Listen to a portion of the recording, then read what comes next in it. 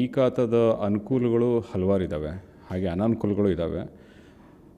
B ಖಾತಾದ ಅನುಕೂಲಗಳು ಏನಂದರೆ, ಈಗಾಗಲೇ ಎಷ್ಟೋ ನಿವೇಶನದಾರರು ಈಗಾಗಲೇ ಸಾಕಷ್ಟು ವರ್ಷಗಳಿಂದ ಅವರೊಂದು ಜೀವನನ ನಡೆಸ್ಕೊಂಡು ಬರ್ತಾ ಇದ್ದಾರೆ. ಮನೆಗಳು ಕಟ್ಟಿರ್ಬೋದು, ಅವ್ರ ನಿವೇಶನಗಳು ಇರ್ಬೋದು.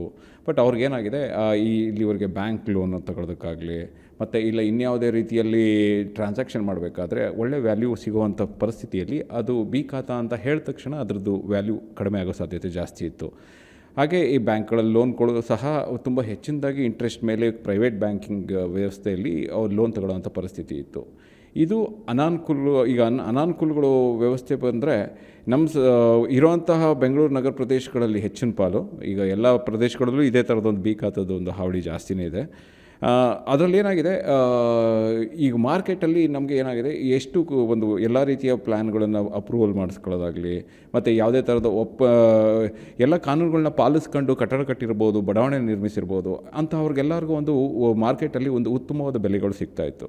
ಆ ಬೆಲೆಗಳು ಸಿಗದೇ ಇರುವಂಥ ಪರಿಸ್ಥಿತಿ ಅಂದರೆ ಈ ಬಿ ಖಾತೆಗಳಿಗೆ ಆ ಬೆಲೆಗಳು ಯಾವಾಗ ಸಿಗ್ತಿರ್ಲಿಲ್ವೋ, ಈಗ ಅದನ್ನು ಏಕಾತ ಪ್ರಮಾಣದಲ್ಲಿ ಒಂದು ಪರಿಗಣಿಸಿದ್ರೆ ಅವಾಗೇನಾಗುತ್ತೆ, ನಮ್ಮ ಮಾರ್ಕೆಟಲ್ಲಿ ನಮಗೆ ಪ್ರಾಪರ್ಟಿಗಳದ್ದು ಸಪ್ಲೈ ಜಾಸ್ತಿ ಆಗುತ್ತೆ ಮತ್ತು ಇಲ್ಲಿವರೆಗೂ ಕಾನೂನು ಪಾಲನೆ ಮಾಡ್ಕೊಂಡು ಬಂದಂತಹ ವ್ಯಕ್ತಿಗಳಿಗೆ ಸಿಗುವಂತಹ ನ್ಯಾಯಯುತವಾದ ಬೆಲೆ ಇವತ್ತು ಬಿ ಖಾತೆಗಳ ಮುಖಾಂತರ ಹೆಚ್ಚಿನ ಪ್ರಮಾಣದಲ್ಲಿ ಪ್ರಾಪರ್ಟಿಗಳು ಅವೈಲೇಬಲ್ ಇರೋದ್ರಿಂದ ನಮ್ಮ ಎಲ್ಲ ಮಾರ್ಕೆಟಲ್ಲಿ ಒಂದು ಸ್ಟೆಬಿಲಿಟಿ ಅನ್ನೋದೇನಿದೆ, ಆ ಸ್ಟೆಬಿಲಿಟಿಗೆ ತುಂಬ ಸಪ್ಲೈ ಜಾಸ್ತಿ ಆಗುತ್ತೆ, ಜನಗಳಿಗೆ ಹೆಚ್ಚಿನದಾಗಿ ಲೋನ್ ಸಿಗೋಕ್ಕೆ ಶುರುವಾಗುತ್ತೆ.